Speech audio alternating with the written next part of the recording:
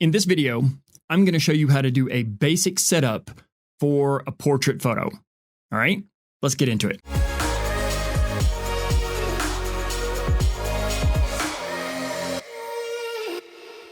Okay, so we're going to start out with a basic photo, and then after I show you how I set this up, I'm going to give you an action for this. I'm literally going to break down what I do, and then I'm going to give you the action that I have already recorded that will do this automatically for any photo you have. All right, so we're going to make this down and dirty really quick. I'm not here to waste your time. So this first image was shot in a blizzard that we had here in Denver in 2020, or was it 2021? I think it was 2021. It was the spring of 2021. Anyway, we had this blizzard. I shot this picture of my friend Rudy. We're going to touch it up and make it look awesome, but we're going to do it super ultra mega fast. If you are here for an in-depth tutorial on how you do each and every single thing in this photo, you're in the wrong spot. Go watch another video. Maybe I'll put one up there. But anyway, let's get down and dirty. So the very first thing that I'm going to do is I'm going to create a duplicate of my layer. You'll see it says background. Now I have a background copy. I will label this one correction.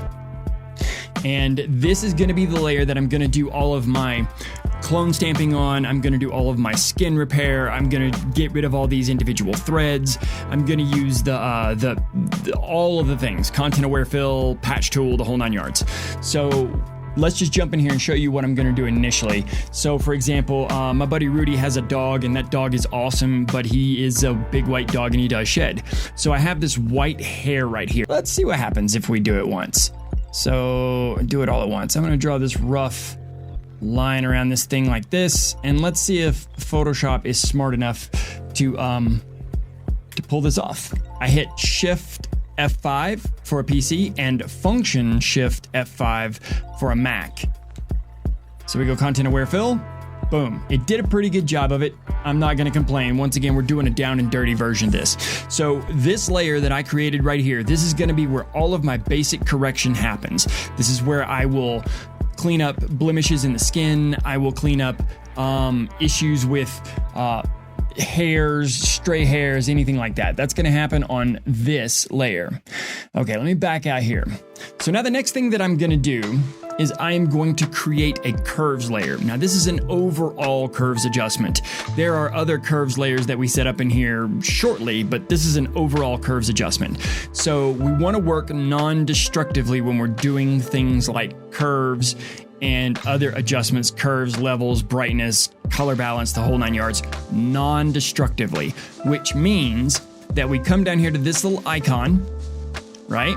And we click this boy right here, and then we hit curves. So what Photoshop will do, let me go back over here to layers so you can see it. Photoshop will put a adjustment layer above it. So the only thing that is sitting above this layer is this curves, and then there's a mask on it.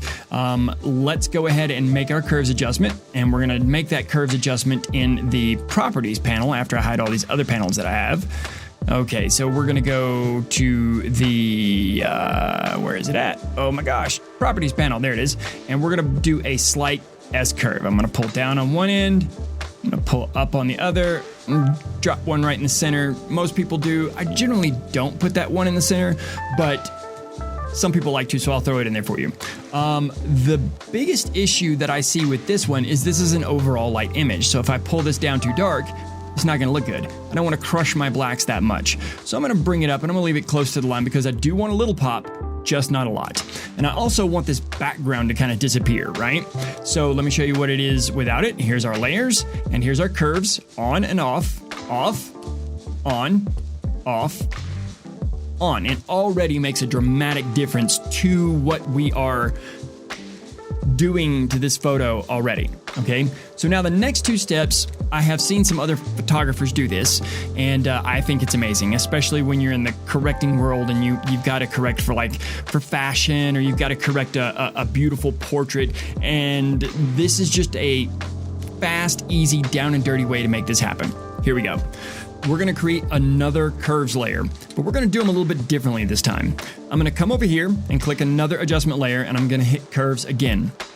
This one, I'm only going to pull down the darks, right? I'm going to take it and I'm going to pull it down to about right there. Your personal preference will change. it will change according to the image. It's completely up to you. But I like mine right about here for this image. This is about where I set it when I was working on the action that I'm going to give you guys, but you can make adjustments. So we go back to our layers panel and you see that we have that curves adjustment. But if we click on the layer mask, which is this white box, and we flip it to black just by hitting Command-I on a Mac or Control-I on a PC, you can see that the whole thing disappears. So if my layer mask is black, that means that it is not showing anything. And if I want it to show anything, I have to paint with white.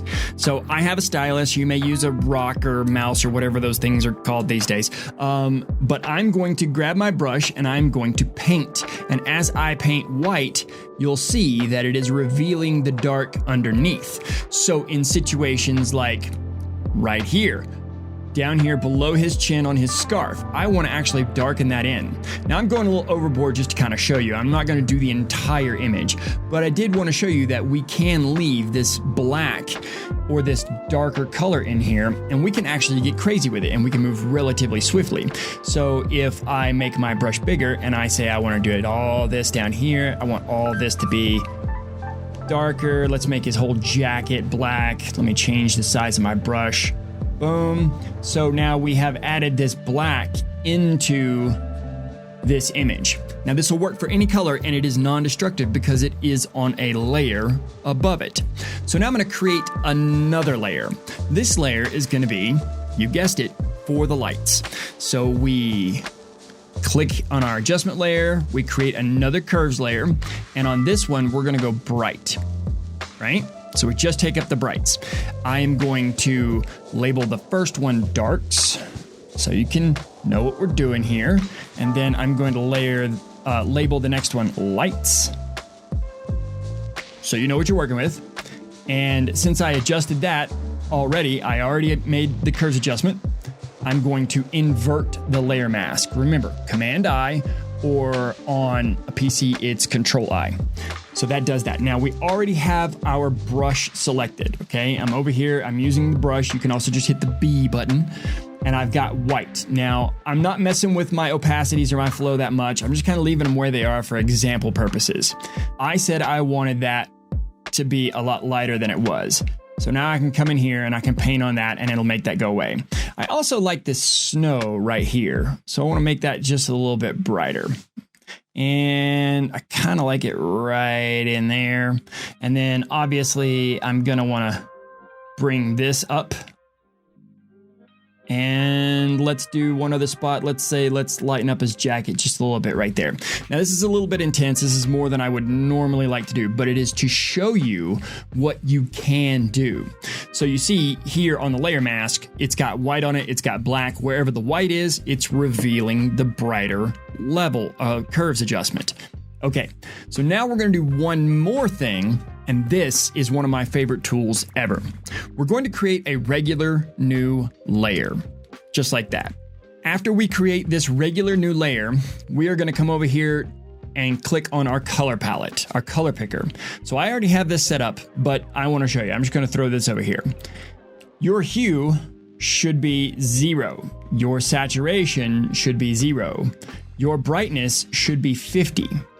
See how that throws that out there at a nice, even gray tone. Okay, so now we're gonna hit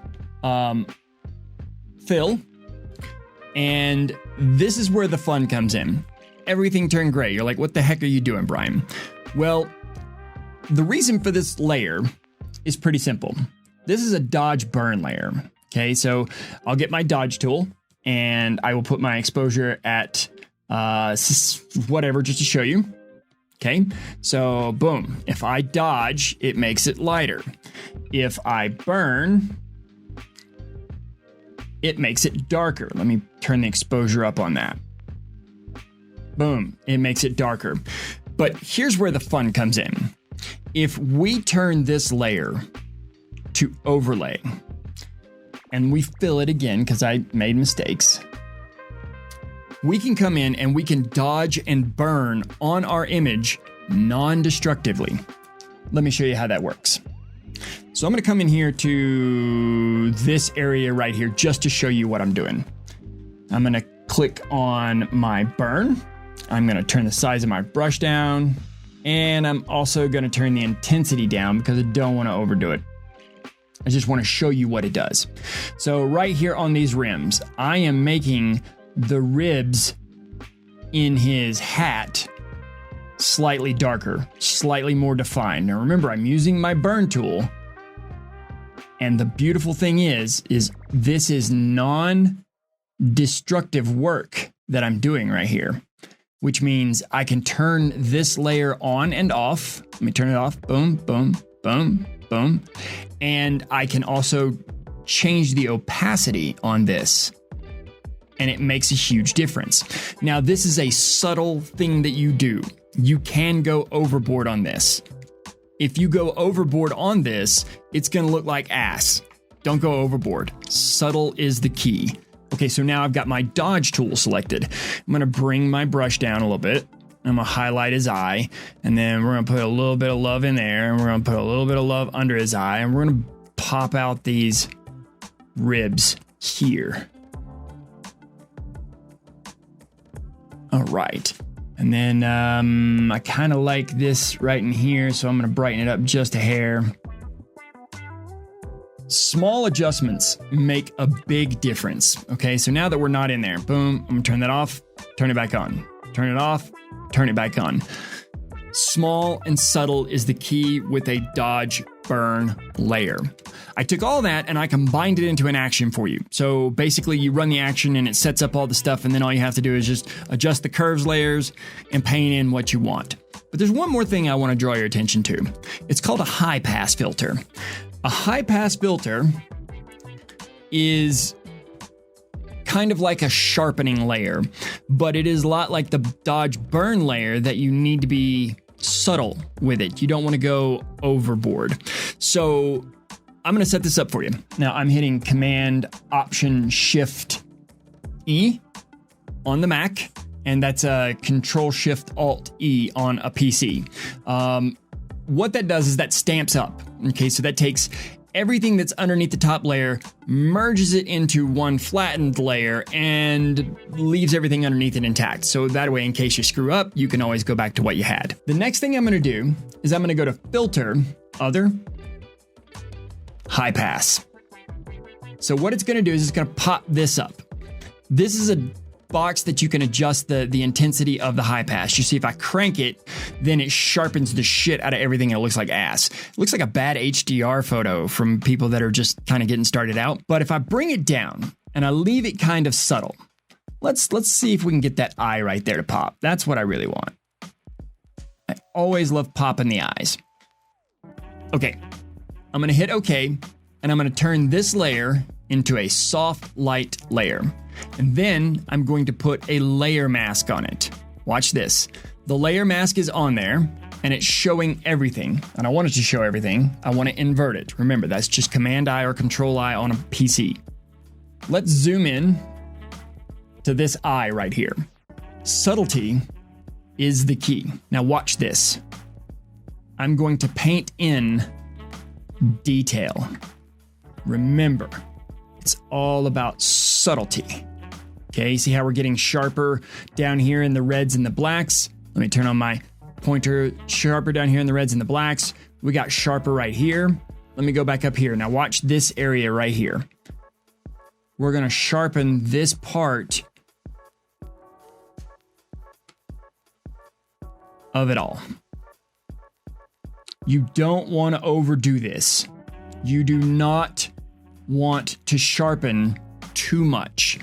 This high pass filter should be used sparingly, but let's take a look at the difference it makes. Let's zoom back in. Let's turn it off. Let's turn it back on. Turn it off and turn it back on. So you can see how adding a high pass filter makes everything work. So now I'm going to take this entire image and I'm going to strip it back down to where we were. I'm going to hit and select all of these, throw them in the trash, and I'm going to start right here. Okay, so I've pulled my layers panel off so you can kind of watch this whole thing happen. I'm going to run this action called Portrait Setup. this is the action I created for you guys. Just watch what it does. It's going to have a couple of things that say it can't select and it can't set. Don't worry about it. It does it anyway. All right. So it goes play. Boom. And it says, oh, the command select is not available. You know what? Just let it roll. And then just continue with that one too. Boom. Now you have the curves layer that we talked about. Right? So here's the curves layer. Then we created the dark curves layer. And let me come down here and move my image up so I can show you. We get our brush. We come in, we select on the dark layer mask. We have our brush. We pump it up. And now we can paint in the dark. Then we go up to the light. And since we have this ready to rock and roll, we turn the layer on. Move this out of the way. Paint on the light.